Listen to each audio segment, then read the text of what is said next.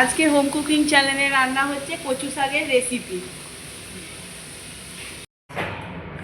আমাদের কচু শাক রান্না হবে। কচু শাকগুলো এরকম করে কেটে নিয়ে আজ আমাদের কচু শাক রান্না।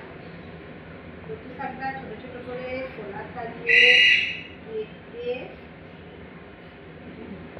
জায়গায় রাখতে হবে। হ্যাঁ, করে ছোটো ছোটো করে কাটতে হবে।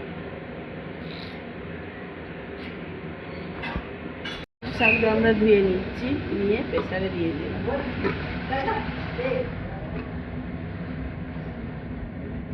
রান্না হবে কচু শাকে সর্ষের তেল দিয়ে রান্না করলে ভালো লাগে।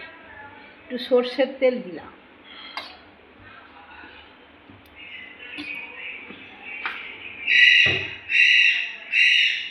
দুটো কাঁচা লঙ্কা দিলাম,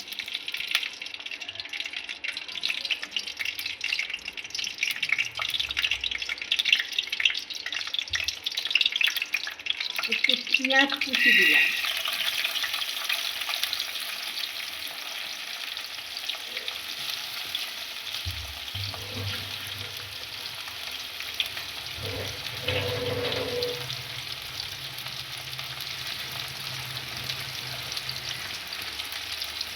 একটু আদা কুড়ে দিলাম,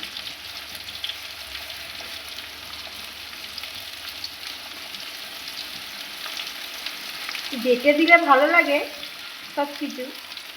আদা জিরে আমি কুড়েই দিয়ে দিলাম, অল্প জিনিস।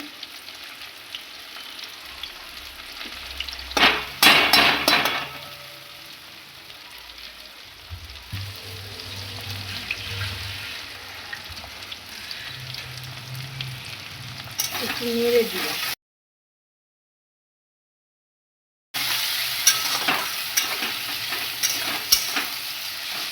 লাল লাল হবে।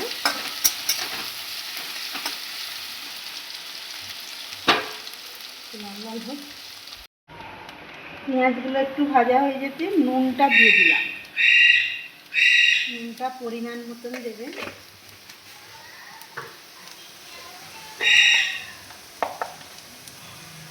হলুদ গুঁড়ো দিলাম,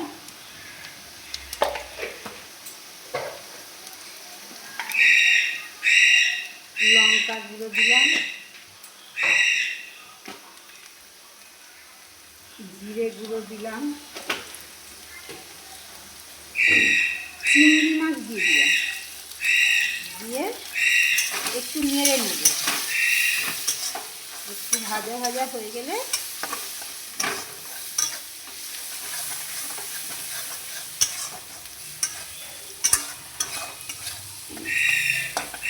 ভাজা ভাজা হয়ে গেলে কচু শাকটা ঢেলে দেবো। সিদ্ধ করা কচু শাকটা জল ঝরিয়ে নিয়েছি, নিয়ে এতে দিয়ে দিলাম, দিয়ে একটু নেড়ে নেব।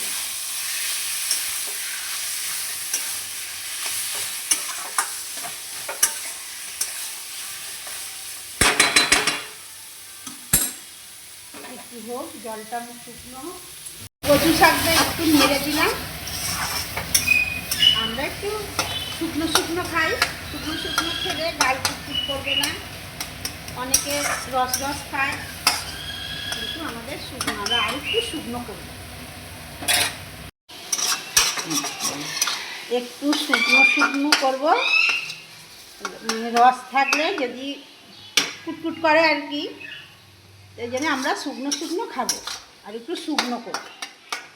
অনেকে অনেক রকম করে খায়, আমরা এরকম করে খাচ্ছি, আপনারা খেয়ে দেখবেন। শাকটা হয়ে গেছে, এবার আমি নামিয়ে নেব।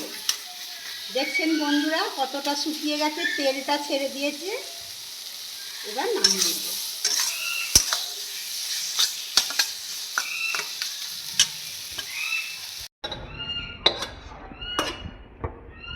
এরকম করে একদিন খেয়ে দেখবেন বন্ধুরা কচু শাক। অনেকে অনেক রকম করে করে, আমি শর্টকাটে করলাম। বুঝতেই পারছেন এখন সময়